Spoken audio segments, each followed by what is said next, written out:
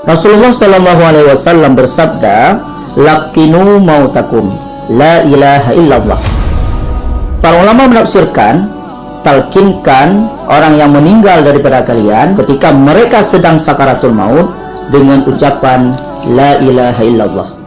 Imam Abi Bakar Syata, beliau menyebutkan dalam kitab I'anatul Talibinnya bahwasanya mentalkinkan mayat ketika mayat sakaratul maut dan mentalkinkan mayat ketika sudah dikuburkan. Hal ini diriwayatkan oleh Imam At-Tabrani dalam hadisnya, "Idza mata ahadukum min ikhwanikum fasawaitumut turaba ala qabrih falyakum ahadukum ala ra'si qabrih summa yaqul ya fulan ibni fulanah fa innahu yasma'u." Apabila engkau telah menguburkan orang yang meninggal daripada kalian, maka lakukanlah talqin, ajarilah dia untuk menjawab pertanyaan-pertanyaan para malaikat. Andai kata engkau mentalkinkan dan engkau mengatakan ya fulan ibni fulanah, wahai fulan anak daripada fulana, maka sesungguhnya ia mendengar apa yang engkau katakan.